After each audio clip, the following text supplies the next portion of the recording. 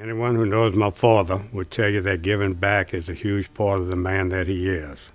So it is no surprise that the concept was one of his founding principles.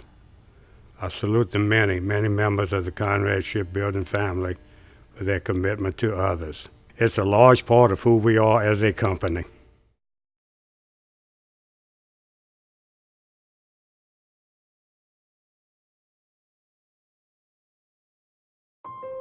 This is a story without a happy ending. For sadly, inexplicably, sometimes newborn babies die. They call them angel babies. And a group of dedicated volunteers from the Jude crew assists families who experience this tragic event. Their love and commitment resonates throughout the communities of South Texas and beyond. Conrad Orange Human Resources Manager Joyce Blanchette explains how it all got started. When my daughter Jessica was 20 weeks pregnant, she was actually going to see what gender Jude was, but instead she got some really hard, difficult news. She found out that Jude had a birth defect called encephalocele. It's a very rare birth defect. And sadly, they told us that Jude was incompatible with life. So they also told us that they didn't know how long Jude would live. He could live for 5 minutes, 5 hours, 5 days. Nobody knew. We ended up having 4.5 days with Jude.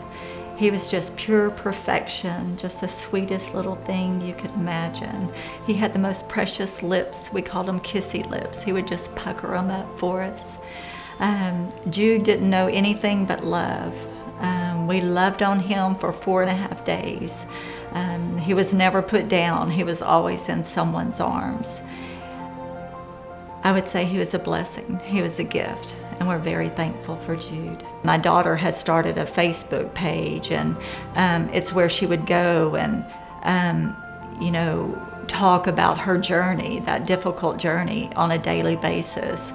And women started reaching out to her even before Jude was born. Our first little baby, actually her name was Adelaide. She was from a different state.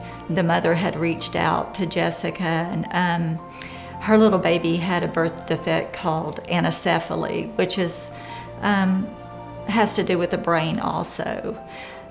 So just in talking, Jessica and I, my daughter and I, we decided let's send her a care package. Let's go ahead and make her a gown like we made for Jude, and a blanket. And just in talking, my daughter said, well, let's send her a devotional too, something that she can, look at daily and on her journey. And so we got the package together, and I think from then on it was like, this is going to be our ministry. This is what we're going to do. So we did. We started reaching out. I never knew that there were so many babies that died, especially those from like 20 weeks to 40 weeks right before being born. I never knew that existed. I never knew that there were so many birth defects in the world. I just didn't until Jude. We've now had so many families reaching out to us. We even go to hospitals. We have hospitals reaching out to us. We've probably served about 20 families in this area alone since we started this ministry. These families, they expect to bring their babies home. They never expect for their baby to pass away. That's just not something you think about. When you're pregnant, you expect to bring home a baby. That's what you expect to do. That's what everybody does. So whenever they're in this situation, they're in shock.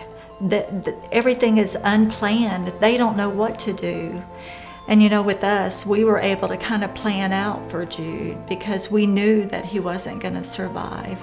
So we knew there were certain things that we wanted to do. I embroidery, so I wanted to make sure that Jude had the proper clothing. And so I put his name on baby gowns and on blankets. And Jude actually, with his birth defect, he needed a hat. And so we had friends that actually made little caps for him, and it's made out of the softest material. And so we have other women that make caps for other babies.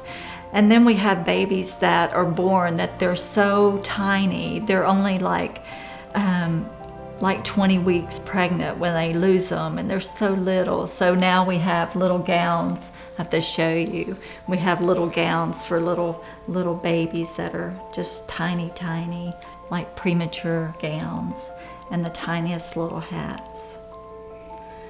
We also, we give a Jesus Calling book. That's part of our ministry. When Jude was born, we wanted to make sure that we had his little feet print. And so we actually, stamped his feet print on the day that he was born. And that's something that we offer to families too. When we go to them, we stamp their baby's feet in a Jesus Calling book. And then we have a photographer. My niece, photographed Jude, so we offer that as well. My daughter Jessica,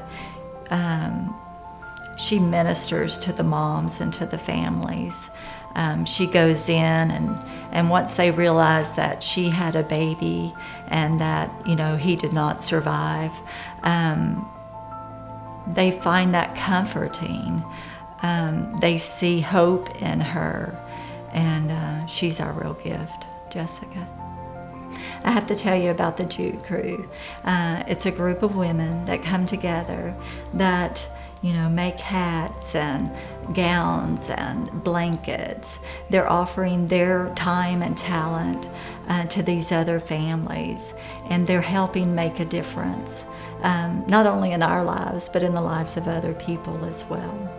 We are keeping Jude's memory alive. To us, that's why we're healing so well, is because we are keeping his memory alive.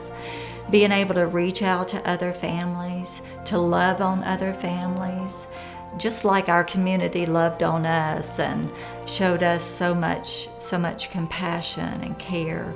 We extend that to other families, and because of that, we're able to heal from this. It's people like Conrad's Joyce Blanchette and the volunteers of Jude Crew who help to heal the wounds that sometimes life brings. It's people like Joyce Blanchette who prove that the smallest footprints can leave the biggest impression.